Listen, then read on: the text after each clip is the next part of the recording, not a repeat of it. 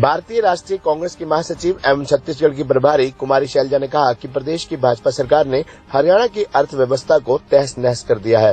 प्रदेश कर्ज में डूबा है। भाजपा सरकार से हर वर्ग परेशान है। किसान, मजदूर, मेहनतकश सभी भाजपा सरकार से परेशान है।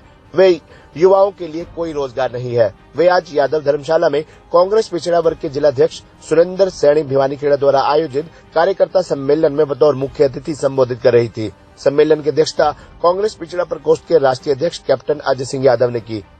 इस अवसर पर पिछड़ा प्रकोष्ठ के प्रदेशाध्यक्ष रमेश सैनी, युवा प्रदेशाध्यक्ष विक्रम सैनी, विधायक शमशेर गोगी, विधायक रेणु बाला, कार्यकारी प्रदेश अध्यक्ष सुरेश गुप्ता व रामकिशन गुर्जर, प्रदेश संयोजक व ओबीसी सेल के पानीपत प्रभारी प्रवीण कश्यप दयालपुर, पूर्व कैबिनेट मंत्री अतर सिंह सैनी, पूर्व उप मुख्यमंत्री चंद्रमोहन बिश्नोई मौजूद रहे। मंच संचालन प्रदेश कोऑर्डिनेटर सुरेश यादव ने किया। अतिथियों का सम्मेलन में पधारने पर कांग्रेस पिछड़ा वर्ग के जिलाध्यक्ष सुरेंद्र सैनी भिवानीखेड़ा ने शॉल व पगड़ी पहनाकर स्वागत किया। सम्मेलन में मौजूद लोगों की भारी तादाद को देख कुमारी शैलजा ने जिलाध्यक्ष सुरेंद्र सैनी की पीठ थपथपाई और कहा कि इससे साबित होता है कि आने वाला समय कांग्रेस का है।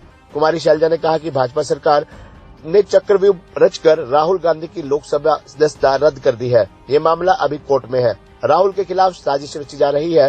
राहुल गांधी इसलिए लोकसभा सदस्य बने थे ताकि वे संसद में लोगों की आवाज उठा सके, लेकिन उन्हें संसद में बोलने ही नहीं दिया जा रहा। कभी सदस्यता रद्द करवाकर तो कभी माइक बंद कर उनकी आवाज को दबाया जा रहा है। कुमारी शैलजा ने कहा कि ओबीसी वर्ग कांग्रेस की रीढ़ है। हरियाणा में ओबीसी वर्ग को आगे बढ़ाने की जरूरत है। राहुल गांधी ने हरियाणा में अपनी यात्रा के दौरान सिखाया कि वे ओबीसी वर्ग के साथ खड़े हैं। कुमारी शैलजा ने कहा कि कांग्रेस की 3 राज्यों में सरकार है। उन्होंने दावा किया कि कर्नाटक में भी कांग्रेस की सरकार बनेगी। कर्नाटक के कांग्रेस प्रभारी रणदीप सुरजेवाला है, जो दिन रात पार्टी हित में कार्य कर रहे हैं। कांग्रेस पिछड़ा प्रकोष्ठ के राष्ट्रीय अध्यक्ष कैप्टन अजय सिंह यादव ने कहा कि वर्ष 2024 में कांग्रेस की सरकार आने पर जातीय जनगणना करवाई जाएगी ताकि निम्न स्तर के लोगों को उनका हक मिल सके। उन्होंने मंच से एकजुट होने का आह्वान किया और कहा कि कांग्रेस को मजबूत करो। उन्होंने कहा कि जो भी नेता सरकार के खिलाफ बोलता है तो उस पर सीबीआई व ईडी का प्रयोग कर जेल के पीछे भेज दिया जाता है। इस अवसर पर परीक्षित मदान, प्रदेश कांग्रेस कमेटी के सदस्य सुरेश यूनुसपुर, मुलखराज अरोड़ा, निशी गुप्ता, लक्ष्मीकांत शर्मा, राजेंद्र बल्ला, नीलोखेड़ी, अशोक शर्मा पिपली, पिछड़ा प्रकोष्ठ के कुरुक्षेत्र प्रभारी राजवीर सिंह कश्यप, जिला वरिष्ठ उपाध्यक्ष रोशनलाल धीमान, सुषमा टोल, जिला उपाध्यक्ष बलवंत सैनी, हल्का पिहोवा अध्यक्ष सलविंदर सिंह कंबोज, हल्का थानेसर प्रधान ऋषिपाल रावगढ़, हल्का शाहबाद प्रधान राममूर्ति, लाडवा हल्का प्रधान नायब कश्यप, प्रचार मंत्री सुभाष महेंद्रा, गुरदीप प्रजापत, पारस तिगली, प्रद्युम्न कश्यप, कुलवंत सिंह, महेंद्र सिंह गुर्जर, चंद्रपाल, जयपाल मान, राजकुमार सैनी, इंद्रपाल पंचाल, सुभाष तंवर सहित कई कार्यकर्ता मौजूद थे। डिपार्टमेंट जो देश भर में हमारी मुहिम चल रही है, जय भारत सत्याग्रह कांग्रेस पार्टी, उसके तहत आज यहाँ पर ओबीसी डिपार्टमेंट का कुरुक्षेत्र में कार्यक्रम रखा। हमारे साथी इसमें आए। इसमें कैप्टन साहब ने कांग्रेस पार्टी की नीतियां और जो हमारी पॉलिसी है उसके बारे में बताया। और सरकार ने, कांग्रेस सरकार ने, यूपीए सरकार ने जो ओबीसी वर्ग के लिए किया उसको विस्तार पूर्वक लोगों को बताया, समझाया। समय है कि हम इन सब बातों को समझते हुए, और कांग्रेस पार्टी चाहती है कि ओबीसी को हम ऊपर लेकर आए, उन्हें अपना जो हमारा ये वंचित वर्ग है, एससी है, ओबीसी है, इनको सबको हम इनका हक दें तो जरूरी है। और कांग्रेस पार्टी ने इसके प्रति अपनी वचनबद्धता दिखाई है कि कास्ट सेंसस होना चाहिए देश में, और कांग्रेस पार्टी ने अपना संविधान बदलकर एससी, बीसी, माइनॉरिटी, वंचित वर्गों को अपनी पार्टी में जगह देने का एक कार्य शुरू किया है। बहुत सी बातें हैं लोगों तक लेकर जानी है। भारतीय जनता पार्टी और मोदी जी केवल बीसी के नाम पर देश को बरगलाते।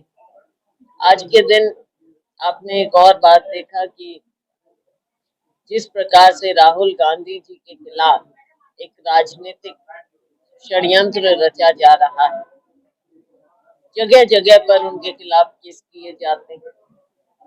जिस प्रकार से, जिस तरह से राहुल जी की सदस्यता को एकदम इतनी तत्परता दिखाते हुए उनकी सदस्यता को खत्म किया गया, और जिस तरह से उनसे मकान की भी बात की कि मकान भी छोड़िए, इसमें साफ नजर आता है कि भारतीय जनता पार्टी की कितनी ओछी सोच है।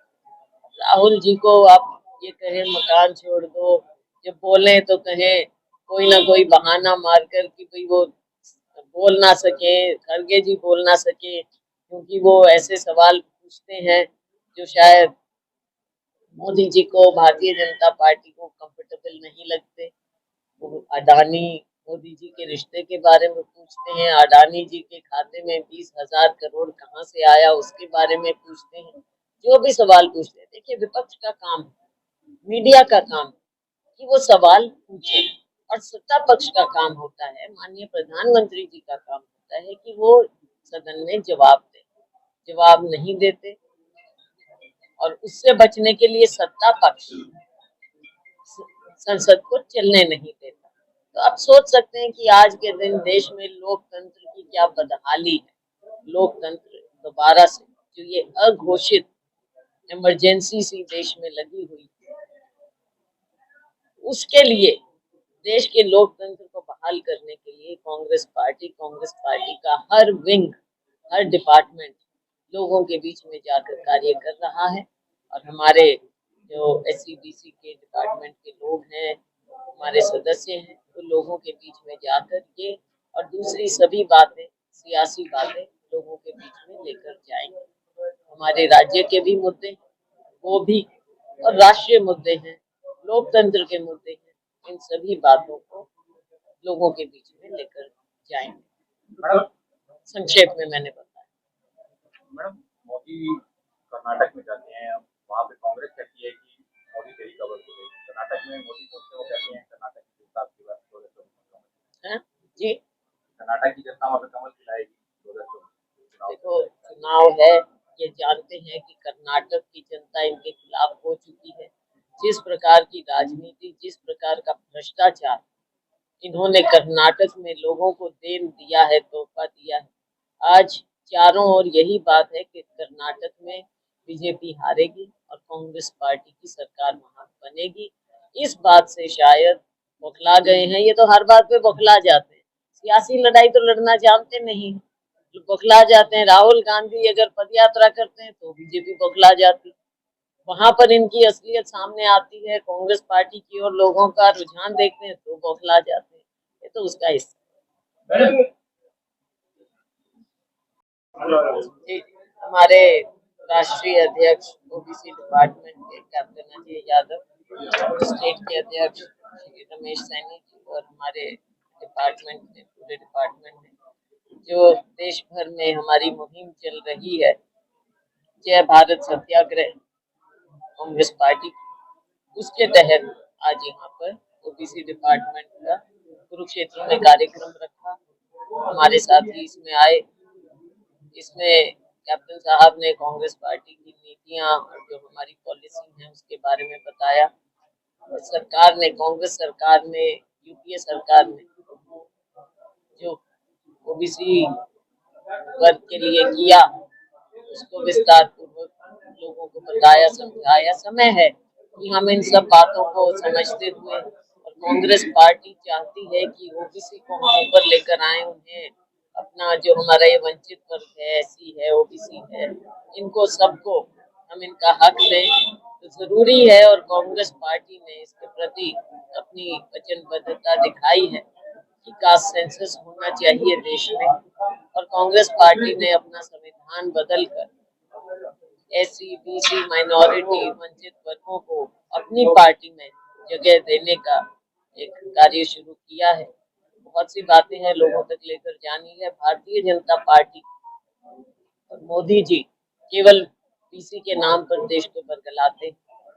आज के दिन आपने एक और बात देखा कि जिस प्रकार से राहुल गांधी जी के खिलाफ एक राजनीतिक षड्यंत्र रचा जा रहा है, जगह जगह पर उनके खिलाफ केस किए जाते हैं। जिस प्रकार से, जिस तरह से राहुल जी की सदस्यता को एकदम इतनी तत्परता दिखाते हुए उनकी सदस्यता को खत्म किया गया, और जिस तरह से उनसे मकान की भी बात की कि मकान भी छोड़िए, इसमें साफ नजर आता है कि भारतीय जनता पार्टी की कितनी ओछी सोच है। राहुल जी को आप ये कहे मकान छोड़ दो, जब बोले तो कहे कोई ना कोई बहाना मारकर कि भाई वो बोल ना सके, खड़गे जी बोल ना सके, क्योंकि वो ऐसे सवाल पूछते हैं जो शायद मोदी जी को, भारतीय जनता पार्टी को कंफर्टेबल नहीं लगते। वो अडानी मोदी जी के रिश्ते के बारे में पूछते हैं, अडानी जी के खाते में 20,000 करोड़ कहाँ से आया उसके बारे में पूछते हैं, जो भी सवाल पूछते हैं। देखिए, विपक्ष का काम है, मीडिया का काम है कि वो सवाल पूछे, और सत्ता पक्ष का काम होता है, माननीय प्रधानमंत्री जी का काम होता है कि वो सदन में जवाब दे। जवाब नहीं देते, और उससे बचने के लिए सत्ता पक्ष संसद को चलने नहीं देता। तो आप सोच सकते हैं कि आज के दिन देश में लोकतंत्र की क्या बदहाली है। लोकतंत्र दोबारा से, जो ये अघोषित इमरजेंसी सी देश में लगी हुई है, उसके लिए, देश के लोकतंत्र को बहाल करने के लिए कांग्रेस पार्टी का हर विंग, हर डिपार्टमेंट लोगों के बीच में जाकर कार्य कर रहा है। और हमारे जो SCDC के डिपार्टमेंट के लोग हैं, हमारे सदस्य हैं, वो लोगों के बीच में जाकर ये और दूसरी सभी बातें, सियासी बातें लोगों के बीच में लेकर जाएंगे। हमारे राज्य के भी मुद्दे हैं, वो भी, और राष्ट्रीय मुद्दे हैं, लोकतंत्र के मुद्दे हैं, इन सभी बातों को लोगों के बीच में लेकर जाएंगे। मैडम संक्षेप में मैंने बताया। मैडम, मोदी कर्नाटक में जाते हैं, वहाँ पे कांग्रेस कहती है कि मोदी तेरी कबर हो गई। कर्नाटक में मोदी पहुंचते वो कहते हैं कर्नाटक की जनता आपकी बात 2024 है जी। कर्नाटक की जनता वहाँ पे कमल खिलाएगी 2024 देखो, चुनाव है, ये जानते हैं कि कर्नाटक की जनता इनके खिलाफ हो चुकी है। जिस प्रकार की राजनीति, जिस प्रकार का भ्रष्टाचार इन्होंने कर्नाटक में लोगों को देन दिया है, तोहफा दिया है, आज चारों ओर यही बात है कि कर्नाटक में बीजेपी हारेगी और कांग्रेस पार्टी की सरकार वहां बनेगी। इस बात से शायद बौखला गए हैं। ये तो हर बात पे बौखला जाते हैं, सियासी लड़ाई तो लड़ना जानते नहीं, बौखला जाते हैं। राहुल गांधी अगर पद यात्रा करते हैं तो बीजेपी बौखला जाती, वहां पर इनकी असलियत सामने आती है, कांग्रेस पार्टी की और लोगों का रुझान देखते हैं तो बौखला जाते हैं। ये तो उसका हिस्सा। ये CLP लीडर और PCC प्रेसिडेंट, और देखो जो 50% आरक्षण जो हमने किया है, 50% आरक्षण का प्रावधान किया है नहीं किया है, उसमें कुछ लोगों को एडजस्ट करना है नहीं करना। OBC ST माइनॉरिटी लोगों को जगह नहीं मिली थी। मेरे जो चेयरमैन है वो भी PCC के डेलीगेट नहीं बना, उसको बनाना नहीं बनाना है, बनाएंगे। चारों मंडल कमीशन हमने लागू किया, 2006 में हायर एजुकेशन में हमने किया, पंचायती राज में आरक्षण हमने दिया। रिजर्वेशन जो है 1930 में, जब 1955 में जो है राहुल गांधी जी ने ये OBC कमीशन को कॉन्स्टिट्यूशन जो है स्टेटस दिया। और आज जो अपना अहिर है, एक जो आपका जो OBC कमीशन का जो चेयरमैन है वो हंसराज अहिर है, और वो अकेला मेंबर है, और 4 साल से वो जो है वो कमीशन बना। OBC के लिए अगर कांग्रेस ने नहीं किया तो आप बताइए, VP सिंह ने केवल घोषणा ही की थी ना, उनकी सरकार किसने गिराई? ये निकटधारियों ने गिराई। और हमने 1992 में हमने ये अपना आरक्षण लागू किया, मतलब दर्शन आओ गवर्नमेंट। और आप कह रहे हो कि कांग्रेस ने कुछ नहीं किया। आपका क्वेश्चन से सही नहीं है, आप सही प्रश्न लगाइए। कांग्रेस माहौल आ गया है। चारों मंडल कमीशन हमने लागू किया, 2006 में हायर एजुकेशन में हमने किया, पंचायती राज में आरक्षण हमने दिया। रिजर्वेशन जो है 1930 में, जब 1955 में जो है राहुल गांधी जी ने ये OBC कमीशन को कॉन्स्टिट्यूशन जो है स्टेटस दिया। और आज जो अपना अहिर है, एक जो आपका जो OBC कमीशन का जो चेयरमैन है वो हंसराज अहिर है, और वो अकेला मेंबर है, और 4 साल से वो जो है वो कमीशन बना। OBC के लिए अगर कांग्रेस ने नहीं किया तो आप बताइए, VP सिंह ने केवल घोषणा ही की थी ना, उनकी सरकार किसने गिराई? ये निकटधारियों ने गिराई। और हमने 1992 में हमने ये अपना आरक्षण लागू किया, मतलब दर्शन आओ गवर्नमेंट। और आप कह रहे हो कि कांग्रेस ने कुछ नहीं किया। आपका क्वेश्चन से सही नहीं है, आप सही प्रश्न लगाइए। कांग्रेस माहौल आ गया है। चारों मंडल कमीशन हमने लागू किया, 2006 में हायर एजुकेशन में हमने किया, पंचायती राज में आरक्षण हमने दिया। रिजर्वेशन जो है 1920 में, जब 1955 में जो है राहुल गांधी जी ने ये ओबीसी कमीशन को कॉन्स्टिट्यूशन जो है स्टेटस दिया। और आज जो अपना अहीर है, एक जो आपका जो ओबीसी कमीशन का जो चेयरमैन है वो हंसराज अहीर है, और वो अकेला मेंबर है, और 4 साल से वो जो है वो कमीशन बना। ओबीसी के लिए अगर कांग्रेस ने नहीं किया तो आप बताइए, वीपी सिंह ने केवल घोषणा ही की थी ना, उनकी सरकार किसने गिराई? ये निक्करधारियों ने गिराई। और हमने 1992 में हमने ये अपना आरक्षण लागू किया, मतलब दर्शन आओ गवर्नमेंट, और आप कह रहे हो कि कांग्रेस ने कुछ नहीं किया। आपका क्वेश्चन से सही नहीं है, आप सही प्रश्न लगाइए। कांग्रेस की चुनावी माहौल आ गया है। आज जो है हमने, ये पहला हमारा सम्मेलन नहीं है ओबीसी का। मैं करीबन 19 प्रदेशों में जा चुका हूँ, और हरियाणा में हमने जींद में किया, हिसार में किया, और ये तीसरा हमारा जो है करीबन 5 जिलों में मिलाकर हमने ये सम्मेलन किया है। और आप जानते हैं कि जो भारत जोड़ो यात्रा राहुल जी की थी, उनकी लोकप्रियता को जिस तरीके से उनका ग्राफ बढ़ा है, और जिस तरीके से ओबीसी कार्ड खेलने की कोशिश करी है, विक्टिम बनने की कोशिश करी है कि साहब ओबीसी।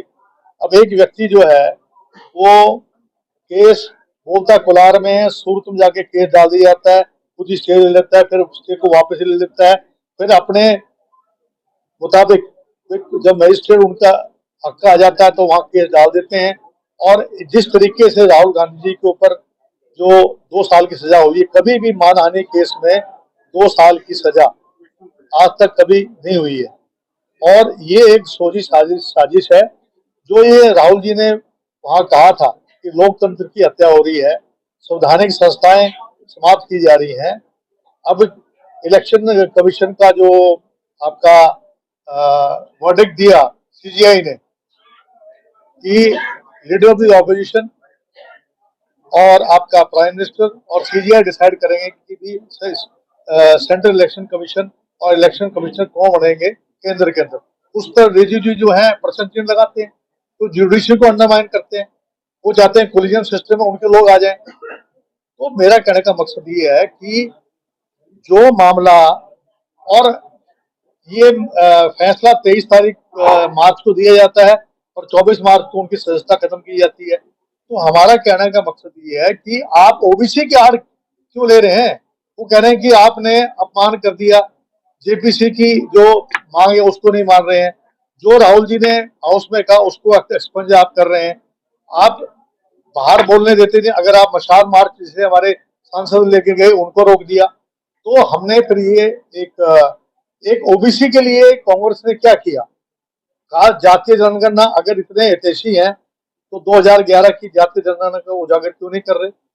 2022 में जातीय जनगणना होनी थी, उसके लिए अब तक इन्होंने कार्रवाई क्यों नहीं करी? आज पंचायती राज के अंदर हमारा जो है, आज हमारे जितने भी हायर एजुकेशन में हमें आरक्षण नहीं मिल रहा। अभी झारखंड में और आपके छत्तीसगढ़ के अंदर 27% आरक्षण वहां मिलना चाहिए था हमें। उसके लिए गवर्नर के पास फाइल पड़ी हुई है, लेकिन लिए बैठे हुए हैं, क्योंकि गवर्नर जो है बीजेपी जैसे कहेगा वैसे करेगा। और मध्य प्रदेश में 27 से 14% घटा दी। तो ये ओबीसी के हितैषी है कहाँ? अगर ओबीसी का डिपार्टमेंट अलग अलग बनाया होता, ओबीसी के लिए स्कीम्स लेके आते, जो 4 मार्च 2020 को जो सुप्रीम कोर्ट ने एक फैसला दे दिया कि हायर एजुकेशन में जो है आपको रिजर्वेशन नहीं मिलेगा, तो उसके लिए आंसर है जातीय जनगणना। कांग्रेस ने फैसला लिया है कि हम जातीय जनगणना हम कराएंगे, अगर हमारी सरकार आती है 2024 में। ओबीसी डिपार्टमेंट हम बढ़ाएंगे, हायर एजुकेशन में हम आरक्षण देंगे। तो 33% आरक्षण जो महिलाओं को हम देने की बात ये करते हैं, उसमें हम SC ST ओबीसी को भी और माइनॉरिटी को भी जगह देंगे। ठीक है, इसी तरीके से हर जगह एक काउंसिल बनाने का एक हमने किया है कि एक काउंसिल बनेगी जो कांग्रेस प्रेसिडेंट को सलाह देगी। तो अगर जो मंडल कमीशन है 1992 में कांग्रेस ने लागू किया और 2006 में हायर एजुकेशन अर्जुन सिंह ने की, तो मुझे ये बताएं कि ओबीसी के हितैषी कब से बन गई है? और नीरव मोदी और ललित मोदी अगर ओबीसी है तो ये तो अपमान हमारा है भाई। हमारा नाम जो चोरों के साथ जोड़ा जा रहा है, जो चोर लुटेरे हैं उनका ओबीसी के नाम जोड़ा जा रहा है, ये तो अपमान हमारा है। मैं इतना ही कहना चाहता हूँ। और ये जो और पुरानी जो पेंशन है उसको लागू करने की हमने बात की है राजस्थान में। हमारा ये कहना है कि कांग्रेस पार्टी जो है वो, चाहे किसान की बात हो, राहुल गांधी जी ने किसानों का मामला उठाया, तीनों कृषि कानून के बारे में बताया, कोविड के बारे में उनको आगे किया है, लॉकडाउन के बारे में किया। राहुल गांधी जी की जो छवि इन्होंने खराब कर रखी थी, उनकी पदयात्रा से बुखला गए हैं, इस प्रकार की ये बात कर रहे हैं। तो विधानसभा चुनाव हरियाणा में शांति बंद हो जाएगी, तैयारियां तो अभी शुरू हो गई है, लोकसभा चुनाव आएंगे तो किसों का मंथन पिछली बार अभी ठीक नहीं हुआ, कई हजार वोट से आगे बढ़ गया, किसों के बारे में क्या रहेगा? देखिए ऐसा है कि ये हमारी जो सीएलपी लीडर और पीसीसी प्रेसिडेंट है और कैंपेन कमेटी का चेयरमैन बनना है, वो तीनों उसमें बैठते हैं। तो उसमें इस बार जो है, जो पिछली बार की जो गलतियां हुई थी वो दोहराई नहीं जाएंगी। साहब आपने कहा वहाँ भी कार यहाँ भी कह रहे हैं कि हम ओबीसी के लिए करेंगे। खबरनामा हरियाणा के लिए डॉक्टर राजेश वधवा की रिपोर्ट।